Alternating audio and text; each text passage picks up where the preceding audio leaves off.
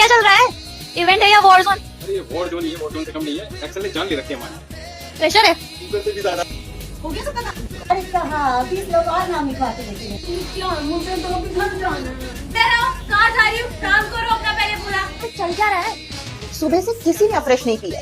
बच्चा party afresh पियोगे क्या? ओह सर, गिफ्ट टीम की वाइफ तो मस्ती लग रही है। वाइफ तो मस्ती है। ढूंढो ढूंढो। सर सब रेडी? रेडी तो हम दिसंबर से ही है। अब काम तो करने दो कुछ। गाइस गाइस वेट, यहाँ पे चल क्या रहा है? कोई बताएगा? यार देखो पीपीटीज आई नहीं है, टेम्पलेट्स बने नहीं है, तुम अभी जाओ। अरे आपको पता है? रुको मैं बताती हूँ। ये एक ऐसा इवेंट है जहाँ पर यंगस्टर्स आते हैं अपने सपनों को पूरा करने। मेरे जैसे लोग आते हैं अपनी जिंदगी को बनाने में, जहाँ पर उन्हें हेल्थ, वेल्थ, रिकॉग्निशन और उसके साथ साथ रिस्पेक्ट भी मिलता है। लेकिन वही तो बता रही थी, 6 days to go।